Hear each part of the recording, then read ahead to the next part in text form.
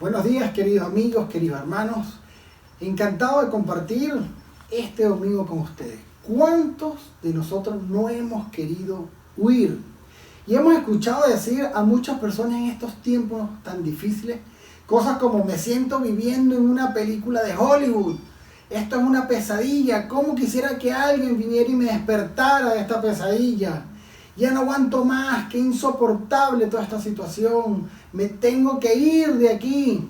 Y estas frases se dicen cuando nos sentimos muy contrariados y estamos buscando salir de esas situaciones difíciles que estamos viviendo. Tratar de huir de las situaciones difíciles es una tendencia común en todos los seres humanos. ¿Por qué? ¿Quién quiere tener una enfermedad o pasar por una pérdida de un ser querido o perder un bien o algo que te costó muchísimo tenerlo, o tener que perdonar a aquella persona que sentimos que no se lo merece y que lo que merece realmente que le vaya re mal? ¿Quién quiere ver al mundo con una pandemia y todos encerrados con miedo a contagiarnos? Escuchar las noticias como un cuento de terror donde se han escapado por todos lados la justicia y los valores en el mundo entero. ¿Y cuáles son las vías de escape que generalmente utilizamos? 1. La negación, que es no aceptar el problema y evadir. 2. La depresión, que es sumergirnos en la tristeza, en una tristeza profunda. El suicidio, que es la decisión de quitarse la vida para no seguir sufriendo. O buscar desesperadamente, como un mecanismo de supervivencia, el poder salir a flote llevándonos a quien sea por delante. La negación y la búsqueda desesperada por salir a flote son muy comunes dentro de las crisis matrimoniales que terminan en una separación y que inmediatamente las personas se involucran en otra relación, el cual es incorrecta, pero no se han divorciado, porque no se han divorciado. ¿Y saben por qué se involucran en otra relación? Porque en la nueva relación se sienten mejor, porque toda escoba barre bien. Así de sencillo, toda escoba nueva barre bien, pero sin darse cuenta que se están haciendo daño ellos y a las nuevas personas a quienes le nieguen la posibilidad de que consigan a la persona correcta que sí está libre para comprometerse con ella o con él. Y estas vías son las más frecuentes utilizadas para huir, pero no son las más correctas que Dios nos ofrece. Dios, por el contrario, desea 3 cosas básicas. 1, la obediencia a sus principios y enseñanzas. ¿Con qué intención? Para que nos vaya mejor de acuerdo con el propósito que Él ha diseñado para cada uno de nosotros en este mundo. 2, que nunca tengamos miedo ni nos sintamos solos, porque Él ha prometido acompañarnos todo el tiempo.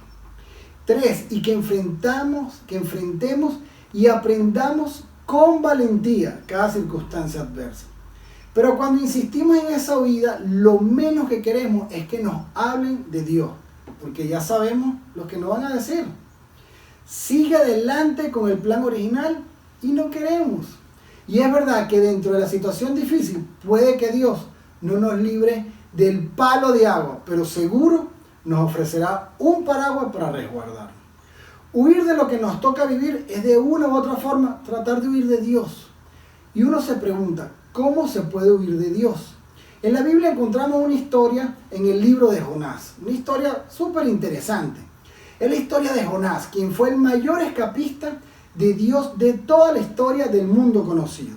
Es una historia real e increíble que ocurrió en Nínive. Nínive hoy estaría ubicada en Irak, cerca de Mosul. Muchas expediciones arqueológicas han evidenciado lo que fue Nínive hace unos 2700 años atrás. Jonás era un profeta de Dios. Es decir, él era una persona que recibía mensajes de Dios para llevárselo a los hombres en sus tiempos, como sería en estos momentos el cartero. Pero lo difícil en su función era que esas palabras generalmente no eran agradables y debía llevárselas a personas rebeldes que no querían escucharlas, pero las necesitaban escuchar. Y cuenta la palabra de Dios en Jonás, capítulo 1, versículo del 1 en adelante, pero ahorita vamos a hablar esta primera parte del 1 al 3. La palabra del Señor vino a Jonás, hijo de Amitai. Anda, ve a la gran ciudad de Nínive y proclama contra ella que su maldad ha llegado hasta mi presencia. Jonás se fue, pero en dirección a Tarsis, para oír el del Señor bajo Job, donde encontró un barco que zarpaba rumbo a Tarsis. Pagó su pasaje y se embarcó con los que iban a esa ciudad, huyendo así del Señor. Dios estaba enviando a Jonás a la ciudad más brutal del mundo antiguo conocido, que eran los asirios. Ellos tenían la fama de desollar a sus enemigos y era una práctica que consistía en quitarle la piel a la persona viva y dejarla así el mayor tiempo posible. Jonás, en el momento que Dios le habló, no quería llevar ese mensaje a Nínive, porque era la capital del imperio asirio, obviamente por temor. Nínive está a 800 kilómetros al este de donde estaba Jonás y Job. Era el puerto para ir a Tarsis, en España. Para donde se embarcó estaba en dirección totalmente opuesta, a unos 3.400 kilómetros, atravesando el mar Mediterráneo. Y es así como erróneamente pensamos la mayoría, que lo bueno está del lado contrario a donde Dios nos plantea el rumbo. Y continúa la historia en el versículo del 4 al 6 y dice: pero el Señor lanzó sobre el mar un fuerte viento y se desencadenó una tormenta tan violenta que el barco amenazaba con hacerse pedazos. Los marineros, aterrados y a fin de aliviar la situación, comenzaron a clamar cada uno a su Dios y a lanzar al mar lo que había en el barco. Jonás, en cambio, había bajado al fondo de la nave por acostarse y dormía profundamente. El capitán del barco se le acercó y le dijo: ¿cómo puedes estar durmiendo? Levántate, clama a tu Dios. Quizás se fije en nosotros y no perezcamos. Ellos estaban en el lugar incorrecto, en el tiempo incorrecto y con la persona incorrecta, que en ese momento era Jonás. Jonás era un hombre rebelde y por su desobediencia puso en peligro a todos los pasajeros de esa embarcación. La terquedad de Jonás no le permitía ver el peligro que había a su alrededor. Imagínense que hasta tuvieron que irlos a despertar. Vamos, levántate, reacciona, Jonás, levántate. ¿Se te parece algo esto? Los que huyen son los últimos en hacer la conexión, porque son los que dicen: no quiero que me hables de eso, porque saben que eso es verdad. Son los que se justifican y piensan: esto pasa porque la vida es así y tenía que pasar. Pues no, no quieren asumir la responsabilidad del impacto del caos que han creado en las vidas de las personas que están alrededor de ellos. El capitán quiso saber cómo Jonás podía dormir en un momento tan extremo. Y es que los que huyen necesitan un capitán que se les acerque y les diga: levántate, ¿no ves el desastre que hay? No sigas por ese camino. Y sigue la historia de Jonás, el versículo 7 dice: los marineros por su parte se dijeron unos a otros: vamos, echemos suerte para averiguar quién tiene la culpa de que nos haya venido este desastre. Y así lo hicieron, y la suerte recayó en Jonás. Entonces le preguntaron: dinos ahora, ¿quién tiene la culpa de que nos haya venido este desastre? ¿A qué te dedicas? ¿De dónde vienes? ¿Cuál es tu país? ¿A qué pueblo perteneces? Y Jonás le responde: soy hebreo y temo al Señor Dios del cielo, que hizo el mar y la tierra firme. Le respondió. Al oír esto, los marineros se aterraron aún más, y como sabían que Jonás oía del Señor, pues él mismo se lo había contado, le dijeron: ¿qué es lo que has hecho? Pero el mar se iba enfureciendo más y más, así que le preguntaron: ¿qué vamos a hacer contigo para que el mar deje de azotarnos? Y dos cosas buenas hizo Jonás en esta historia. Uno, él dijo la verdad y no mintió sobre lo que Dios le había mandado hacer y sobre su pecado. Pero con todo y eso, la historia y las consecuencias continúan en la historia de Jonás. Y vemos el versículo 11: pero el mar se iba enfureciendo más y más, así que le preguntaron: ¿qué vamos a hacer contigo para que el mar deje de azotarnos? Tómeme y lánceme al mar, y el mar dejará de azotarlo, le respondió. Yo sé bien que por mi culpa se ha desatado sobre usted esta terrible tormenta. Sin embargo, en un intento por regresar a tierra firme, los marineros se pusieron a remar con todas sus fuerzas, pero como el mar se enfurecía más y más contra ellos, no lo consiguieron. Entonces clamaron al Señor: oh Señor, tú haces lo que quieres, no nos hagas perecer por quitarle la vida a este hombre, ni nos hagas responsable de la muerte de un inocente. Así que tomaron a Jonás y lo lanzaron al agua, y la furia del mar se aplacó. Al ver esto se apoderó de ellos un profundo temor al Señor, a quien le ofrecieron un sacrificio y le hicieron votos. Y aquí observamos cómo los marineros se sintieron mal por lo que iban a hacer. Y hasta trataron de deambular en la tormenta para ayudar a Jonás y no actuar drásticamente.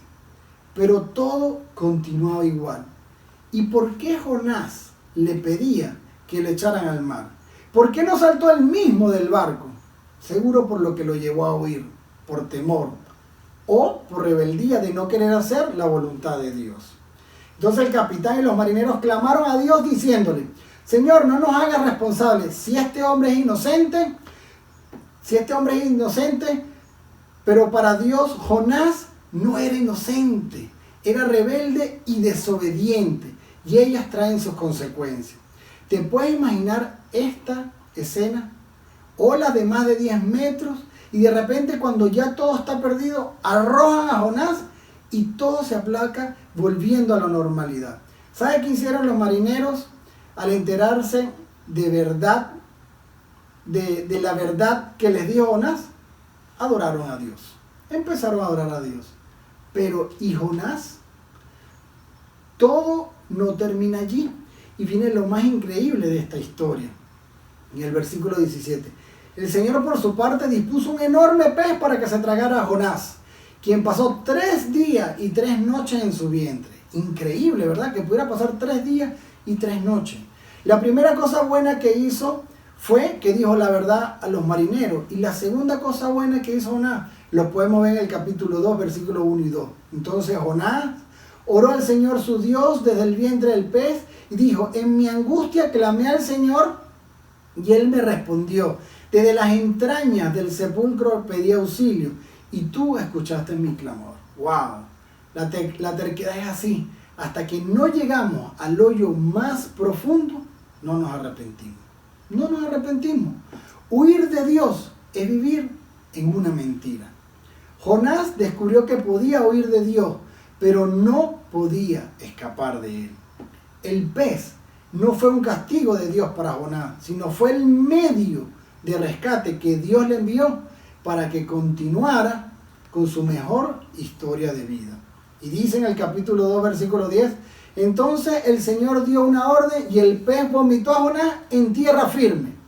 Porque al final de todo, Dios no te está persiguiendo. No, Dios en ningún momento nos está persiguiendo. Dios te está esperando. Él está deseoso que puedas voltear tu mirada a Él y seguir sus mandamientos. ¿Para qué? Para llevarte al mejor lugar que Él tiene diseñado para ti y para los demás. Aprendamos de esta historia y no huya de los mandamientos de Dios. Él quiere lo mejor para ti y para mí. Y lo mejor está por venir. Gracias, queridos hermanos, queridos amigos, por haberme permitido entrar a sus casas. Que tengan un domingo bendecido y una semana en victoria. Que el Señor les bendiga y feliz semana.